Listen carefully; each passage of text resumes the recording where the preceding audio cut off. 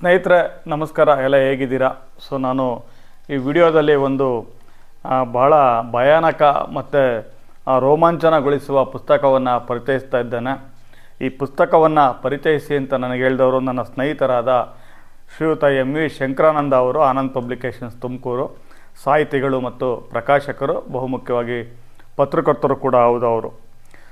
ಇಲ್ಲಿ ರುದ್ರಪ್ರಯಾಗದ ಭಯಾನಕ ನರಭಕ್ಷಕ ಅಂತ ಒಂದು ಪುಸ್ತಕ ಇದೆ.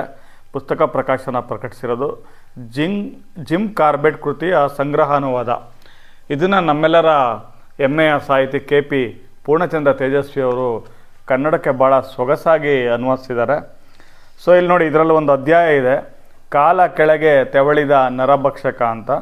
ಒಂದೇ ಒಂದು ಪ್ಯಾರಾಗ್ರಾಫು.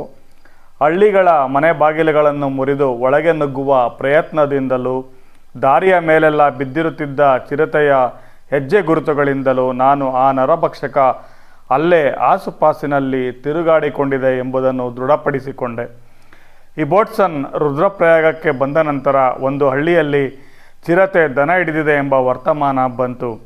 ನಾನು ಮರದ ಮೇಲಿನ ಹುಲ್ಲು ಬಣವೆಯ ಒಳಗೆ ಕುಳಿತು ಚಿರತೆ ಹೊಡೆಯಲು ಪ್ರಯತ್ನಿಸಿದ ಹಳ್ಳಿಯಿಂದ ಅರ್ಧ ಮೈಲು ದೂರದಲ್ಲಿ, ರುದ್ರಪ್ರಯಾಗದಿಂದ 3 ಮೈಲು ದೂರದಲ್ಲಿ ಆ ಹಳ್ಳಿ ಇತ್ತು.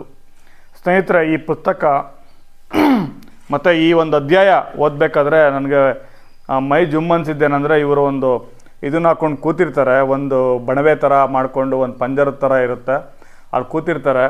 ಜಿಮ್ ಕಾರ್ಬೆಟ್ ಅವರು ಏನು ಕೂತಿರ್ತಾರೆ ಅದ್ರ ಕೆಳಗಡೆನೇ ಕೂತೆ, ಅದು ಮೇಲ್ಗಡೆ ಇಬೋಟ್ಸನ್ ಅನ್ನೋರು ಇವರ ಸ್ನೇಹಿತರು ಕೂತಿರ್ತಾರೆ. ಅವರು ಮಗ್ಲು ಬದಲಾಯಿಸಕ್ಕೆ ಹೋಗ್ಬಿಟ್ಟು ಕಾಲನ್ನು ಮಡ್ಚ್ಕೊಂಡಾಗ ಒಂದು ಹಲ್ಲಿಗೆ ಕುಸಿದ್ಬಿಟ್ಟು ಜೋರು ಸೌಂಡ್ ಆಗಿಬಿಡುತ್ತೆ. ಇನ್ನೇನು ಇವ್ರು ಚಿರತೆನ ಹೊಡಿಬೇಕು ಅನ್ನೋ ಸಮಯಕ್ಕೆ ಆ ಶಬ್ದಕ್ಕೆ ಚಿರತೆ ಎದುರುಕೊಂಡು ಮುಂದಕ್ಕೆ ಬರ್ದಲ್ಲೇ ಪಕ್ಕದೆಲ್ಲ ಹೊರಟೋಗ್ಬಿಡುತ್ತೆ, ಬಲಭಾಗದಿಂದ ಹೊರಟೋಗುತ್ತೆ ಅಂತ ಬರೆದಿದ್ದಾರೆ. ಅದು ಆ ಹುಲ್ಲನ್ನು ಕವರ್ ಮಾಡಿರ್ತಾರೆ, ನಾವಿಲ್ಲಿ ಕೂತಿರೋದು ಗೊತ್ತಾಗಬಾರ್ದು ಅಂತ. ಈ ಅಧ್ಯಾಯದಲ್ಲಿ ಆ ಚಿರತೆ ಬೆಟ್ಟದಿಂದ ಇಳಿದು ಬರೋದು, ಇವ್ರ ಹತ್ರ ಆ ದನಗಳು ಕಟ್ಟಿರೋ ಕೊಟ್ಟಿಗೆಗೆ ಬರೋದು, ಇದೆಲ್ಲ ನೋಡಿದಾಗ ಮೈ ಜುಮ್ಮನ್ನೋ ಒಂದು ಇದು. ಇಡೀ ಒಂದು ಪುಸ್ತಕ ಭಾಳ ಸುಲಭವಾಗಿ ಒಂದು ಹೊಸ ಅನುಭವವನ್ನೇ ಕೊಡುತ್ತೆ, ನಿಮಗೆ ಒಂದು ಹೊಸ ಪ್ರಪಂಚ ಕೊಡುತ್ತೆ. ಈ ಪುಸ್ತಕವನ್ನು ನೀವೆಲ್ಲ ಖಂಡಿತ ಓದಲೇಬೇಕು. ಈ ಪುಸ್ತಕದ ಬಗ್ಗೆ ತೇಜಸ್ವಿ ಅವರು ಒಂದು ಪುಟ್ಟ ಮುನ್ನುಡಿಯಲ್ಲೇ ಹೇಳಿಬಿಟ್ಟಿದ್ದಾರೆ. ಜಿಮ್ ಕಾರ್ಬೆಟ್ ರವರ ಸಾಹಸ ಸತ್ಯಕತೆ ರುದ್ರಪ್ರಯಾಗದ ನರಭಕ್ಷಕ ಅದರ ವಸ್ತುವಿನಿಂದ ಮಾತ್ರವಲ್ಲದೆ ಗದ್ಯ ಶೈಲಿಯಿಂದಲೂ ಇಂಗ್ಲೀಷ್ ಸಾಹಿತ್ಯದಲ್ಲಿ ಪ್ರಖ್ಯಾತ ಕೃತಿಯಾಗಿದೆ. ಜಿಮ್ ಕಾರ್ಬೆಟ್ ರವರಿಗೆ ಸಾಹಿತ್ಯದಲ್ಲಿ ಚಿರಸ್ಥಾಯಿಯಾದ ಸ್ಥಾನ ದೊರಕಲು ಈ ಕೃತಿಯು ಒಂದು ಮುಖ್ಯ ಕಾರಣವೆಂದೇ ಹೇಳಬಹುದು. 8 ವರ್ಷಗಳ ಪರ್ಯಂತ ರುದ್ರಪ್ರಯಾಗದ ಆಜುಬಾಜಿನ 500 ಚದರ ಮೈಲಿ ಪ್ರದೇಶದಲ್ಲಿ ನಿರಂತರವಾಗಿ 100 ಕಗ್ಗೋಲೆಗಳನ್ನು ಮಾಡಿದ ಈ ಚಿರತೆಯ ಕುಯುಕ್ತಿ, ಚಾಣಾಕ್ಷತೆ, ಮನುಷ್ಯರ ನಡವಳಿಕೆಯ ತಿಳುವಳಿಕೆಗಳು ಅದನ್ನು ಈ ಕಥೆಯ ಅಸಾಮಾನ್ಯ ಖಳನಾಯಕನನ್ನಾಗಿ ರೂಪಿಸಿವೆ. ಮನುಷ್ಯರು ಹೆಂಗೆ ನಡ್ಕೊತಾರೆ ಅನ್ನೋದು ಚಿರತೆಗೆ ಅರ್ಥ ಆಗಿದೆ ಅನ್ನೋದು ಈ ಒಂದು ಪುಸ್ತಕವನ್ನು ಓದಿದಾಗ ನಮಗೂ ಕೂಡ ಅರ್ಥ ಆಗುತ್ತೆ. ಸರ್ಕಾರದಿಂದ ಹಿಡಿದು ಸಾರ್ವಜನಿಕರವರೆಗೆ ಎಲ್ಲರೂ ಇದು ಪ್ರಾಣಿಯಲ್ಲವೆಂದು, ಯಾವುದೋ ಕ್ರೂರ ಪಿಶಾಚಿಯೇ ಪ್ರಾಣಿ ರೂಪ ಧರಿಸಿದೆ ಎಂದು ಯೋಚಿಸಿ ದಿಗ್ಭ್ರಾಂತರಾಗಿ ಕೈಕಟ್ಟಿ ಕುಳಿತರೆಂದರೆ ಈ ನರಭಕ್ಷಕ ಎಂಥ ಭೀಕರ ಕೊಲೆಪಾತಕಿಯಾಗಿರಬಹುದು ಯೋಚಿಸಿ. ಖಂಡಿತ ಹೌದು, ಈ ಒಂದು ಇದೇನು ಚಿರತೆನ ಇಲ್ಲ ಒಂದು ಪಿಶಾಚಿನ ಅನಿಸೋಷ್ಟು ಇದು ಹಿಂಸೆ ಇದೆ ಇದರಲ್ಲಿ. ಚಿರತೆ ಕಡೆಯಿಂದ ಹಸುಗಳನ್ನ, ಮನುಷ್ಯರನ್ನ, 40 ಕುರಿಗಳು ಆ ಪಕ್ಕ ಮಲಿಕೊಂಡಿರೋ ಬುಡುಗನೇ ಹೇಳ್ಕೊಂಡು ಹೋಗಿರುತ್ತೆ. ಆಮೇಲೆ ಮನೆ ಬಾಗಿಲಿಗೆ ಹಾಕಿರೋ ಇಡೀ ಬಾಗಿಲುಗಳನ್ನು, ಕಿಟಕಿಗಳನ್ನೆಲ್ಲ ಕಿತ್ತಾಕ್ತಾ ಇರುತ್ತಿದ್ದು. ಅಂಥ ಸನ್ನಿವೇಶದಲ್ಲೂ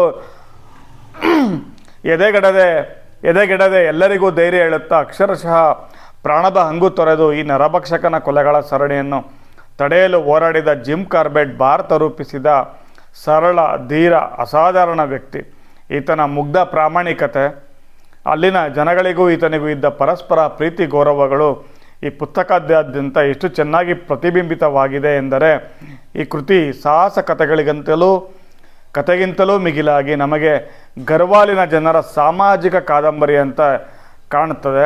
ನಾಳೆ ಬೆಳಗಾದರೆ ನಮ್ಮಲ್ಲಿ ಯಾರು ಇರುತ್ತೇವೋ ಯಾರು ಇರುವುದಿಲ್ಲವೋ ಎನ್ನುವಂಥ ಸಂದರ್ಭದಲ್ಲೂ ಜಿಮ್ ಕಾರ್ಬೆಟ್ ಬಗ್ಗೆ ನಂಬಿಕೆ ಕಳೆದುಕೊಳ್ಳದೆ ಜೀವದ ಹಂಗು ತೊರೆದು ಕಾರ್ಬೆಟ್ನ ಅಸದೃಶ ಸಾಹಸದಲ್ಲಿ ಪಾಲ್ಗೊಂಡ ಗರ್ವಾಲಿನ ಮುಗ್ಧ ರೈತರು ಈ ಕೃತಿಯಲ್ಲಿ ಅವಿಸ್ಮರಣೀಯವಾಗಿ ಚಿತ್ರಿಸಲ್ಪಟ್ಟಿದ್ದಾರೆ.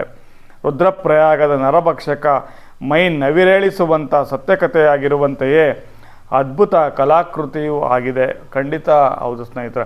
1995ನೇ ಇಸ್ವಿನಲ್ಲಿ ಮೊದಲನೇ ಮುದ್ರಣ ಕಾಣುತ್ತೆ ಈ ಪುಸ್ತಕ. ಇದುವರೆಗೂ 2022ರಲ್ಲಿ ಈಗ ನನ್ನ ಹತ್ರ ಇರೋ ಈ ಪುಸ್ತಕದಲ್ಲಿ ಇದು 15ನೇ ಮುದ್ರಣ. ಈ ಪುಸ್ತಕದ ಮೌಲ್ಯ ₹114. ನಿಮಗೇನಾದರೂ ಈ ಪುಸ್ತಕ ಓದಬೇಕಂದ್ರೆ ಇದು ಅದ್ಭುತವಾದ ಒಂದು ಕನ್ನಡದಲ್ಲಿ ಪ್ರಕಟ ಆಗಿರುವ ಒಂದು ರೋಮಾಂಚಕಾರಿ ಒಂದು ಸಾಹಸಗಾಥೆ. ಸೊ ಈ ಜಿಮ್ ಕಾರ್ಬೆಟ್ ಪುಸ್ತಕವನ್ನು ತೇಜಸ್ವಿ ಅವರ ಕನ್ನಡದಲ್ಲಿ ಅನುವಾದದಲ್ಲಿ ಓದಬೇಕಂದ್ರೆ ಈ ಒಟ್ಟು 27 ಅಧ್ಯಾಯಗಳಲ್ಲಿ ಈ ಒಂದು ಪುಸ್ತಕ ತೆರೆದುಕೊಳ್ತಾ ಹೋಗುತ್ತೆ.